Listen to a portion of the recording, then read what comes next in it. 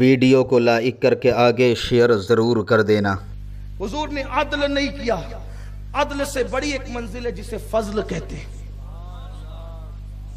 हुजूर ने फजल किया क्योंकि 7 दिन के मेरे नबी दाई तरफ का पीते बाई तरफ का कभी नहीं पिया। बायां पी लेते दायां छोड़ देते, ये भी तो इंसाफ था।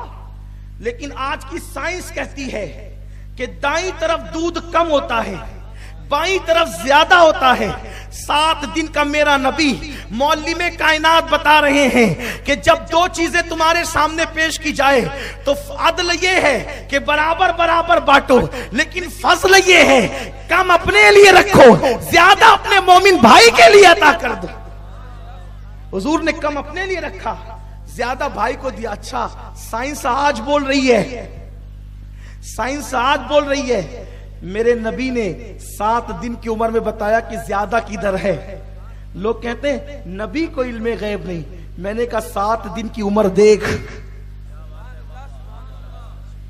7 दिन की उम्र देख। तू बुढ़ा हो गया लेकिन तुझे साइंस पढ़े बगैर नहीं पता चला कि हकायक क्या है। लेकिन मेरे नबी 7 दिन की उम्र में बता रहे हैं कम किधर है ज्यादा किधर है, हकायक। बात अब समेटूं, हमें सीरतुन नबी से बहुत सबक लेने की जरूरत है। और एक बात मैं आपको आज इस जलसे में पैगाम देना चाहता हूं। इस सुन्नी इज्तिमा में सुन्नी दावत इस्लामी जो सीरत का प्रोग्राम रखती है, ये कि हम बहुतों की नकल करते हैं।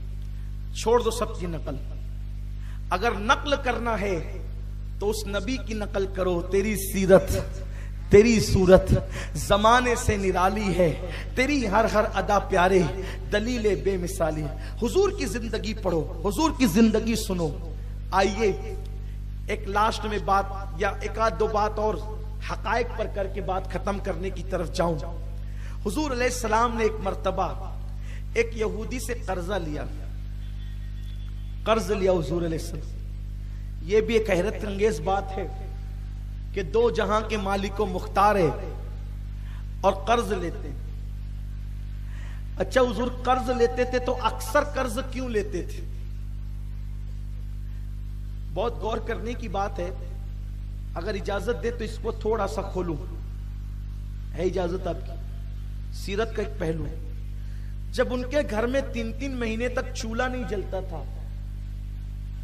तो कर्ज लेने की जरूरत क्यों पेश आती थी?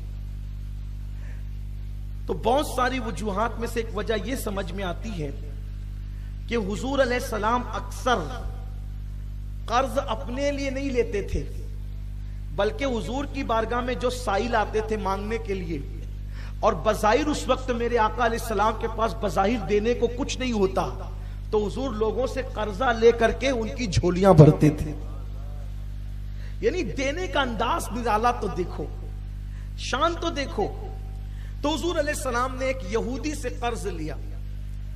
और एक बात, मुसलमानों के पास क्या माल कम था? सहाबा से क्यों नहीं लिया? ये कर्ज वाले मैटर को लेकर भी सीरतुन नबी के मौके पर ऐसी बात की जाती है तोड़ मड़ोड़ करके, और ऐसे बात कही जाती जैसे माज़अल्लाह अस्तगफिरुल्लाह लियाज़ु बिल्लाह कि हुजूर अलैहिस्सलाम लोगों से मांगते ही रहते थे। अस्तगफिरुल्लाह। सहाबा बहुत मालदार थे, सहाबा से क्यों कर्जा नहीं लेते थे? यहूदियों से क्यों लेते? एक बात। दूसरी बात, अरे कर्ज तो छोड़ो, सहाबा माल लेकर तोहफे में देने आ रहे हैं। तोहफे में देने आ रहे तो कहा जा रहा है ला असलुकुम अलैहि अजरा, मैं तुमसे कुछ उजरत नहीं मांगता, ले जाओ अपना माल। यहूदियों से क्यों कर्ज लेते थे? एक सवाल है। कर्ज इसलिए उनसे लेते थे कि हुजूर जानते थे कि इनकी किताबों में तौरेत और इंजील में लिखा हुआ है कि जो आखिरी नबी कर्जा लेगा तो इस अंदाज से अदा करेगा, तो उनको वो बताने के लिए उनसे लेते थे। वरना हुजूर को कर्ज लेने की क्या जरूरत है? आप देखें अक्सर अहदीस में कर्ज का जब भी तस्करा मिलता है सहाबा से नहीं मिलता, सहाबा से नहीं मिलता, हाँ अक्सर गैर मुस्लिमों से मिलता है कि उनसे कर्जा लिया। क्यों? इसलिए कि नमाज देखने के लिए यहूदी मस्जिद नबवी में थोड़ी आते थे। हुजूर अलैहिस्सलाम कर्ज लेकर राब्ते की सबील पैदा करते थे। हुजूर को समझने का उनके लिए जो है वो रास्ता बताते थे कि देखो मैं कैसा हूं, इसलिए हुजूर कर्ज लेते थे। वरना यहां तो हुजूर तो इतने गरीब थे और मुफलिस थे और कर्ज लेते थे। ला हौला वला कुव्वता इल्ला बिल्लाहिल अली। हुजूर को मुफलिस कहना ये बेईमानी है। हमारे मसलके अदब में तो हुजूर को हम जाहिद नहीं कहते, सबके लिए जाहिद होना फजीलत है। हम नबी को जाहिद नहीं कहते। क्यों?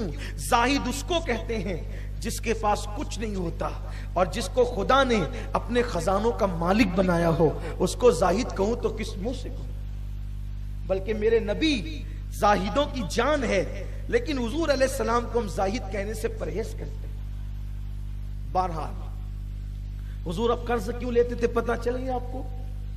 वरना मेरे नबी की शान आपको बताऊं, मेरे नबी तो मेरे नबी है।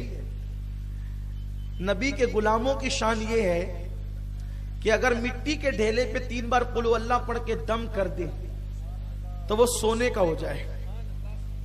अगर इजाजत हो तो ये हिकायत पढ़ूं आपके सामने, अगर थक नहीं गए, क्योंकि पूरा हफ्ता भर आपको रोज आना है। तकरीर लंबी करूंगा तो सोचता हूं कि कल फिर पता नहीं आप सुस्ती ना कर बैठे। बात करूं, पीछे वाले नहीं चाहते, करूं बात। हाँ, यही आपकी खुसूसियत है, ये आपकी मोहब्बत है। अल्लाह आपको खूब इस पे जजा दे कि आप रोज सुनते हैं फिर भी कहते हैं कि बोलो। इंशाअल्लाह इसका सिला अल्लाह आपको क़यामत में अता करेगा, क्योंकि जिक्र महबूब का हो रहा है, जिक्र सैयदुल महबूबीन का हो रहा है। ऐसा कह दीजिए कि जरा मुझे भी लगे कि जगते में सुन रहे हैं। और मैं ये महफिल की में कहने में थोड़ा सा भला महसूस नहीं करता कि बोलो सुभान अल्लाह, इसलिए कि अगर कौम को इस पर भी, नबी के जिक्र पर भी सुभान अल्लाह की तौफीक नहीं, तो फिर उसको महफिल में बैठने का फायदा क्या है। जो कहते हैं बड़े वो बेचारे बहादुर हैं, मैं कहने की हिम्मत नहीं करता, तो मुझे बगैर कहे ही आप जरा कह दिया करें, थोड़ा सा इसका ख्याल कर लिया करें। महबूब का जिक्र है ना, तो क्या बात कर रहा था कि महबूब के गुलामों की शान ये है कि ढेलों पर कुल अल्लाह पढ़ दें तो सोने की हो जाए। एक मर्तबा एक औरत आई बाबा फरीदुद्दीन गंज शकर के पास, और आने के बाद कहा, बाबा साहब मेरी बेटी की शादी है, बेटियां की शादी करना है, तो इंतजाम नहीं है। मेरे आप जैसा बाबा होता तो कहता, जा बेटी अल्लाह गैब से असबाब पैदा कर दे। अब सब कुछ तो हमारे पास दुआ ही रह गई है ना, कोशिश तो हम करते नहीं है। हालांकि सिर्फ दुआओं से काम नहीं। वीडियो अगर अच्छा लगा हो तो लाइक करके आगे शेयर ज़रूर कर देना।